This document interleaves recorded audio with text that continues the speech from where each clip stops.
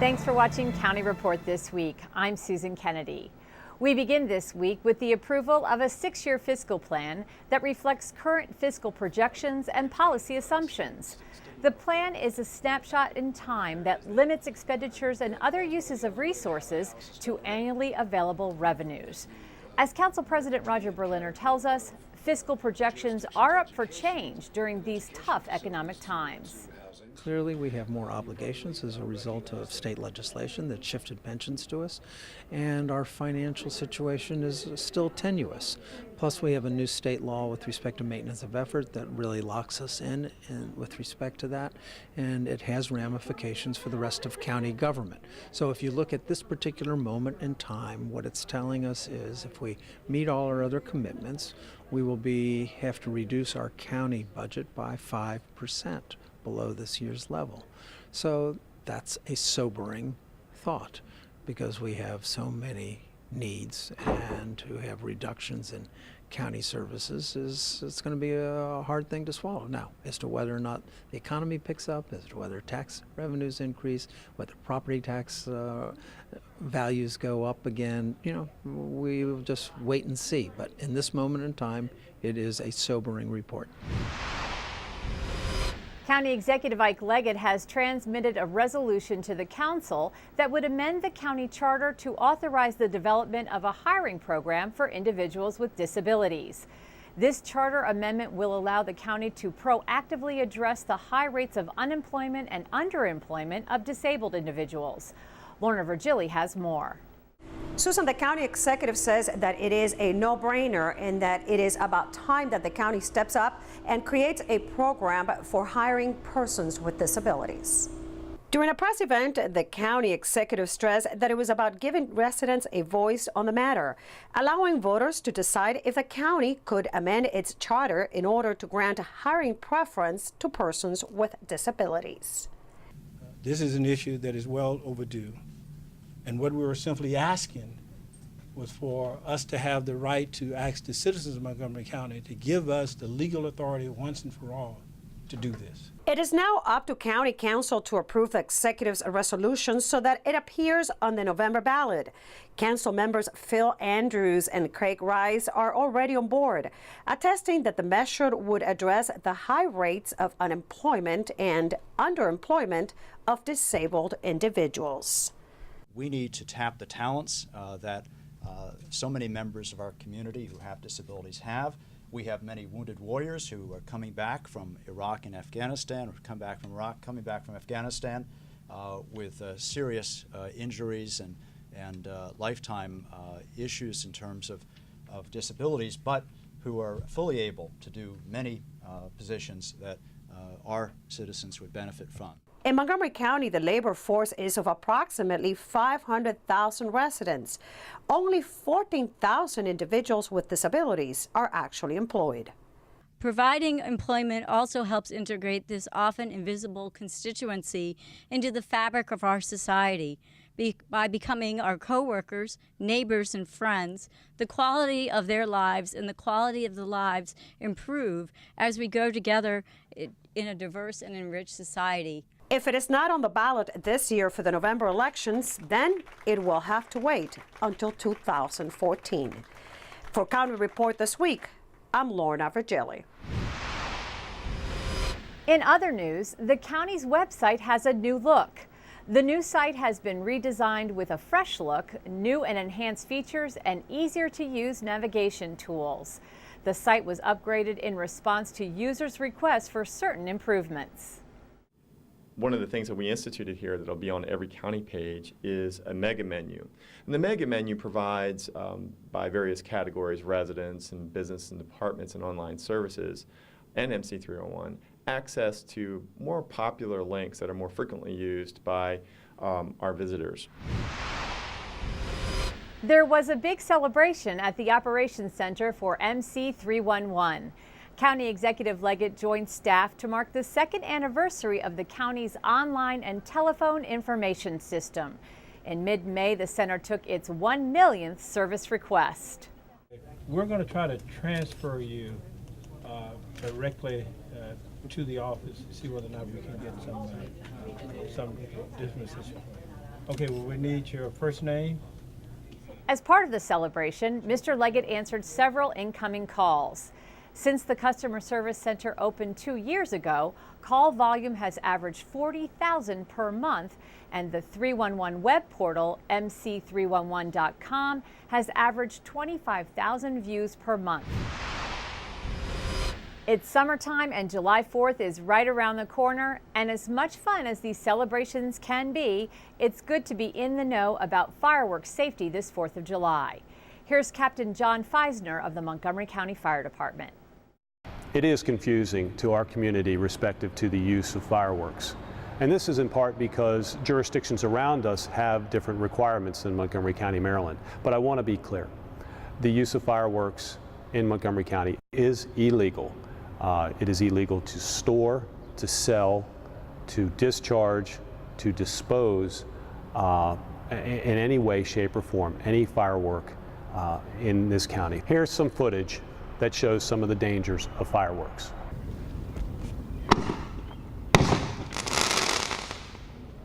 But again, for the viewer, we want to make sure that everyone knows that all fireworks in Montgomery County are illegal.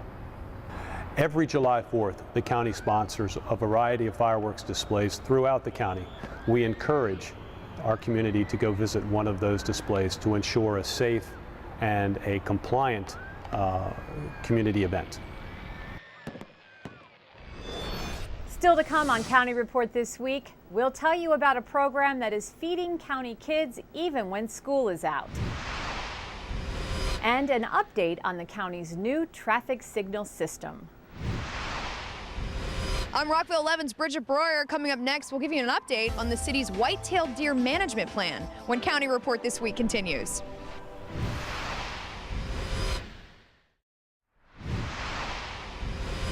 Welcome back to County Report this week. Montgomery County Police are investigating a pigeon drop scam that took place recently here in the county.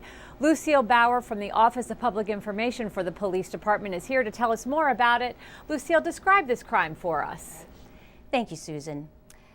The pigeon in a pigeon drop scam is defined slang term as the victim. The drop is convincing an individual to give up a sum of money in the promise of receiving an even larger sum of money. And that's exactly what happened on June 19th at 11 a.m. in the parking lot of the White Oak Shopping Center in Silver Spring. An 87-year-old woman walking to her car. Unknown white woman falls in step beside her. A tall man with a bag filled with cash approaches them and asks if it belongs to either of them. When they say no, he says he's a bank employee, and if they will each put up $20,000, he will double their money. Female suspect immediately agrees and just happens to have $20,000 in cash with her. Man goes into the bank, comes back. Female suspect says she's received $40,000. At this point, our victim agrees that she'll provide money, but her bank will only give her $15,000. So at the suggestion of the male suspect, she also provides valuable jewelry. And of course, once she gives up her cash and jewelry, both suspects immediately disappear. We are very fortunate to have a bank surveillance photograph of the female suspect. She's described as a white female in her 30s to 40s, 5 feet 4 inches tall. Now in the photograph, she appears to have long dark hair, but she may be wearing a wig. We don't have a photograph of our male suspect, but he is described as a black male, 6 feet tall, in his 30s or 40s. He was well dressed at the time of this scam. So we do ask if anyone has information about this crime that they provide it to our Financial Crimes Unit at 240-773-6330. Okay, well, I hope we can get some folks to give you information to solve this case. Thank you very much, Lucille Bauer, Montgomery County Police. Nearly 9,000 students enrolled in many summer programs will be provided free meals weekdays through the summer as part of Montgomery County Public Schools Summer Food Service Program. Here's the story. Thousands of children in Montgomery County will have access to free nutritious meals throughout the summer thanks to the MCPS Summer Food Service Program. This program is incredibly important to celebrate the launch of this summer's program, local and state officials joined students and community members on June 26th at Rolling Terrace Elementary School in Tacoma Park. She's very grateful. This summer, students will receive meals at 114 sites throughout the county. These locations include 10 walk-in sites, such as Rolling Terrace, where all children 18 and under can receive a free meal. We know, of course, that hunger doesn't take a vacation. We know that the Summer Food Service Program is an absolutely vital link to providing nutrition to students when school's out. The need continues. More than 33% of children in MCPS qualify for free and reduced meals during the school year. This for us really helps to fill what we're going to consider the nutrition gap that our children have, and it really is meeting a growing need in this county. Montgomery County Councilmember Valerie Irvin has championed for expansion of the program throughout the county. Last year, more than 320,000 meals were served. I couldn't be more happy about having played a role in expanding the sites to 114 sites. And we are, I believe, a national model for doing this. Members of the Rolling Terrace community have witnessed firsthand the impact the Summer Meals program has had. I hear a lot of thank you from parents. I hear a lot of, that was really good from the students. I'll see you tomorrow. It's really a peace of mind for parents to know that their sons and daughters are fed, and really encourages the community and gives them nutrition. The city of Rockville recently approved a white-tailed deer management plan, and they are working with Montgomery County to follow best practices when it comes to studying and dealing with these backyard neighbors. Our Rockville 11's Bridget Breuer has more on this story. Bridget? That's right, we're standing on the grounds of the Rockville Cemetery. It's located right on Baltimore Road, which is a pretty busy stretch of road in the city, and a high incident target area for white-tailed deer. The recommendations made by the White-tailed Deer Task Force last summer are moving forward. The final draft of the plan was approved in February and consisted of 5 of 6 recommendations made by the task force. The only recommendation that wasn't included was a controlled hunt. Some of the aspects of the plan you can expect to see this summer are website updates, tabulation of deer-related auto incidents, implementation of game cameras, and a partnership with the Montgomery County Deer Working Group. The city's looking forward to a partnership with the county to better understand the deer situation in Rockville. Deer aren't too good with boundaries, like we are surrounded. Rock Creek Park is around us, and I know the county often does programs in there, so anything that they do in there impacts us, and anything we do on our side of the property line impacts them. Mater's advice for Rockville's residents when dealing with the deer population? I think during the fall, you should be very, very cautious in wooded areas like Baltimore Road. The deer are rutting, bucks are chasing does, and there's a lot more activity on the deer, so you just have to be cautious of where you drive and be aware of your surroundings. For more information on Rockville's deer management program, go online to rockvillemd.gov and search deer. Montgomery County's Department of Transportation has completed the conversion of its 1980 vintage traffic signal system that controls the county's 800 traffic signals. The old system relied on one central computer to control signal timing. In 2009, following a problem with the outdated equipment, County Executive Leggett accelerated the schedule for replacement of the signal system. We're now joined by Emma Wolanin, Chief of the County Department of Transportation's Division of Traffic Engineering and Operations, to tell us more about the new system. Welcome, Emma. Tell us a little bit about what your team has done. Well, over the last 3 years, Susan, my staff has upgraded all the communication lines associated with the signal system and also converted out all of the local computers that are at the intersections. It was a pretty daunting task, but they got it all done in time. How long did it take, and did you come in on schedule? Well, this phase of the project took about 3 years. We spent about 2 years planning and the systems engineering prior to that. All the intersections were converted and the old system was deactivated about a month ahead of schedule. Are there any things that motorists are going to see when they're out and about traveling the county's roads, or is this just going to make traffic flow smoothly and people won't really notice too much difference? Well, in the future, we have plans to expand on the system and add a lot of new capabilities, something that will strengthen our ability to manage transportation in the county. For now, mainly what they'll notice is a more reliable system. Great. And what about the next generation? What happens next? Well, we have some additional work planned. We'll be bringing all the school flashers in the county onto the system so we can control those remotely. We'll also be installing a number of battery backup systems to all the traffic signals in the county.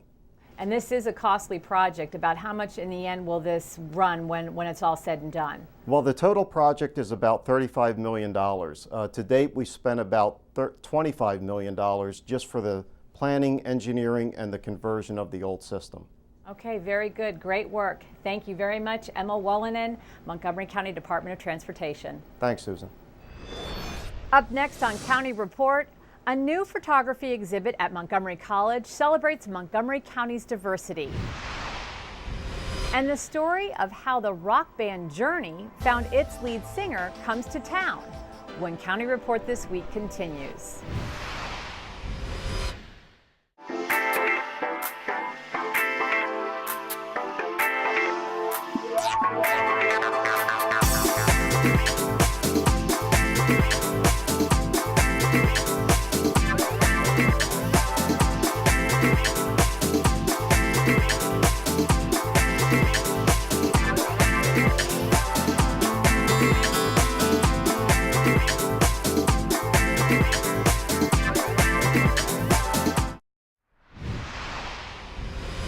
Welcome back to County Report. Beginning July 1st, ride-on bus fares will see a slight increase. The increase was part of this year's budget proposed by County Executive Leggett and approved by the Council in May. The increases are to help cover county costs of maintaining the parking facilities here. To see the new fee schedule or any other questions regarding ride-on, visit rideonbus.com or call MC311 by dialing 311 from within the county or 240-777-0311 from outside the county. Thousands of people visited Montgomery County for the Silver Docs Film Festival. Opening night featured the DC area premiere of Don't Stop Believin', Every Man's Journey. The documentary is about the rock band's search for a new lead singer. And although singer Arnel Pineda could not be here for the event because his wife just had a baby in the Philippines, the guitarist who discovered him was in Montgomery County to represent the legendary rock band on the red carpet. MCM's Sonia Burke reports. I'm Sonia Burke on the red carpet in Silver Spring for the 10th annual Silver Docs Film Festival. Opening night featured the DC premiere of Don't Stop Believing, Every Man's Journey, a documentary about the discovery of Journey's new lead singer. To open Silver Docs is very humbling because it's such a prestigious documentary festival, so it's really an honor. Features this wonderful young man, Arnel Pineda, who was plucked out of obscurity to become the new lead singer of Journey. It was Journey guitarist Neil Schon who discovered the band's new singer on YouTube. I pulled up a link and he was singing some Survivor song, and then I heard some Zeppelin, and I heard Sting, I heard some Steven Tyler, I heard some Heart, I heard like everybody, he did everybody. And he was pretty much of a chameleon and nailing everything, and I was like, this is uncanny. I've never heard a singer be able to go in so many different places, and very soulfully, and so then I heard our stuff and I was like, this guy's crazy. I have to get a hold of him. It's a modern Cinderella story, and I think it works because the guy they found is really golden. I think the movie conveys a very strong, powerful message, that nobody should stop believing ever, because you'll see when you see the movie where Arnel came from and where he is now and where we're heading. Neil said Arnel has added a lot more than just his voice to the band. He's made us, better people, I think. Seeing where he's come from, and I've gone over there to Manila to do benefit with him with Katy Perry before, and went and handed out food to villages and with homeless people, and it was very moving for me. Journey fans said they loved the movie. Oh, I totally loved it. I thought it was a fantastic film, very well done. I love them, and I've always loved them, so it makes it better. Favorite Journey song? Don't Stop Believing. In Silver Spring, I'm Sonia Burke reporting. A new photography and written word exhibit is now open at Montgomery College's Morris and Gwendolyn Kafritz Foundation Arts Center. And it's an exhibit that truly celebrates the deep tradition of diversity in Montgomery County in some very personal ways. The exhibit, entitled Portraits of Life, LGBT Stories of Being, Embrace, Empower, Express, celebrates members of the lesbian, gay, bisexual, and transgender community who contribute to the success of Montgomery County, including former CNN journalist Evan Glass. Covering gay issues, but not being able to say I was gay to the people I was interviewing, many of whom didn't feel too kindly toward me, put me in an awkward position. I'm afraid to be who I am still after being out for many, many years. And when I see other people do it, it gives me courage, and I want to pay it forward, pay it back. What goes around comes around. One of the things almost everybody said was that there was some point in their life when it was scary being different. And every one of these people overcame that. And not only did they have the courage to overcome it and be true to themselves, but they had the courage to be in this exhibit. While many of us have survivor stories, it's really about celebrating who we are and our experiences. It's important to share our lives and let people know that we are in this community and we're just like you. A reception was held at the Tacoma Park Silver Spring campus to mark the exhibit's opening. I celebrate you for giving your voice and your experience as a member of this community in Montgomery County. In fact, what I would offer to you is that all of us are really just regular folks, a part of a bigger community. You know, I'm going in these people's homes, and they're lawyers, and they're, some of them are artists, and they're politicians, and they're educators, and, the point at the end of the day is that they're our neighbors, and they're just like us, you know. I was just talking with one of our students earlier who said, I didn't know that these people lived in Montgomery County. That's the power of this. This is the college's third Portraits of Life exhibit. Previous displays featured the stories of Holocaust survivors and the remarkable journeys of some of Montgomery College's nearly 60,000 students. When we come back, we'll take you to Silver Spring, where they were singing the blues recently. And Kathy Stanhope will be here with our Pet of the Week. Keep it here on County Report This Week.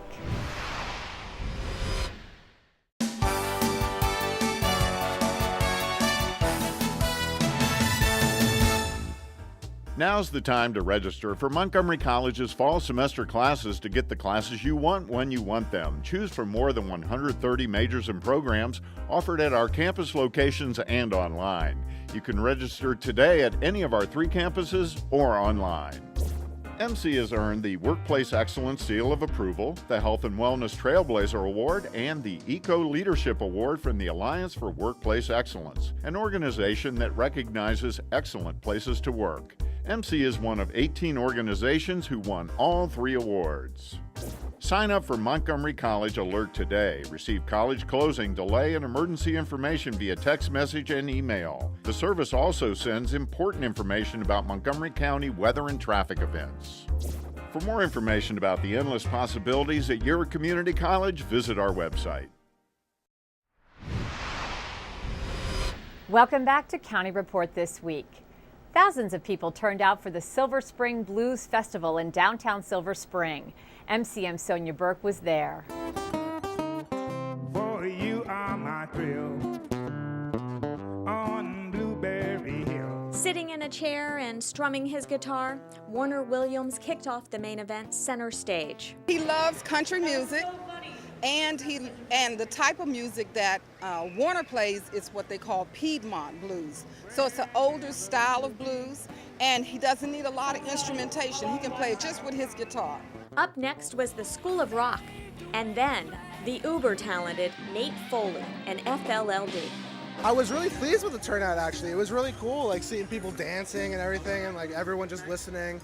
And I feel like our set went pretty well, yeah. In the crowd, we found music fans from all over the area. It's great atmosphere. The people are very nice, and the music is great. We love the music. We love the blues. I love blues. I love music in general, and my wife and I are here to partake.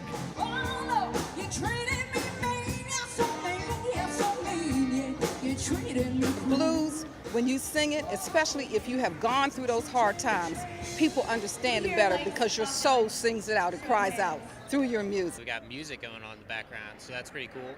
And I feel like the audience is more receptive to my kind of stuff because I make music posters, so people seem to be really into it. The festival's founder said the music helps other businesses too. There's an artistic piece to it, but we like to support the local businesses and help our hometown. And the Blues will be back again next year. We want this to be one of the best blues festivals in the region. In Silver Spring, I'm Sonia Burke reporting. This week in Pet of the Week, Kathy Stanhope introduces us to an orange tabby cat named Drew. Hi, this is Kathy Stanhope with your Pet of the Week at the Montgomery County Humane Society. And this lovely gentleman right here is Drew. As you can see, he is an orange tabby. He's just 1.5 years old, and he was given up by his previous owners when they had to leave the area. This is a nice cat. He likes to be held, he likes to be carried, and he's just a sweetie. And as you can see, he loves to have his chin scratched. He just loves it. He's closing his eyes in ecstasy here. He's having a good time with his scratching. Come on down and meet Drew. And you know it's kitten season, so we are inundated with the kittens here at the shelter. If you're looking for a temporary pet, we would love to have foster owners. You could come down, you can apply to be a foster owner, just fill out a little paperwork, and once you're approved, you take the cats for a brief period of time until they find a new owner. So that way you don't have to make a long-term commitment. So it's kitten season, so give us a call at 240-773-5967 to find out about Drew or to find out how to be a foster owner, or visit us on the web at mchumane.org. And finally, the Montgomery Village Promise Academy is an organization run by the Montgomery County Police Department's 6th District. The Academy's mission is to develop a relationship with at-risk youth in their area. Recently, Councilmember Craig Rice visited the Academy and learned the importance of this special relationship between the police and these youth. We're at Montgomery Village Middle School today, working with Officer Hudson's camp. The community has just donated tremendously. Dealing with a lot of at-risk youth to make sure that they understand the importance and the value of being great stewards and citizens, community members, that they have a future that's great and great things that they can look forward to in the outcome and learning life lessons and learning how great relationships with the police. I can't tell you how important it is that the officers that are involved in this program have done a great deal in terms of stepping up and being community stewards. We're bringing the officers in to work with this youth group so that they learn that the officers are also people, and that we get to know the kids, and that the kids get to know the officers on a more personal level, so when they see them when they're out on the beat doing their jobs, that they have a little bit more respect for them. We call them the Montgomery Village Promise Academy. The Promise Academy was set up so that we could instill leadership qualities, that we could give young people foundation that will guide them towards next school year. In my life, somebody comes to me and says, look, I care about you, I want to see you do well. That impacts me every day. All you need to do is reach one. You know that. You know that. But every day you can see they're more and more eager. That's right. That's right. You determine how successful you will be, and it's not just about money. That's what this is all about, living up to your destiny. And I challenge each of you to do that and make sure, not just with this camp, that with every single day of your life, that you live up to your destiny. It's really important for the council because as we look to make sure that we have a lot of opportunities for our youth, you know, we debated a long time about whether the curfew was the right thing or not. But one of the things that we all agreed on is that we had to have more programs that were there for our youth. What's your name? Miguel? Craig, nice to meet you. It's amazing. Yeah. That's phenomenal. Talked to them this morning, talked to kids, y'all happy? Yeah. Can you do it 2 weeks next year? Right.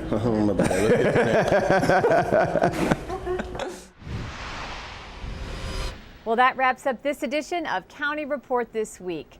Be sure to tune in again next week for a look at what's going on inside Montgomery County. And if you're social networking, you can like us on Facebook. I'm Susan Kennedy. Have a great week.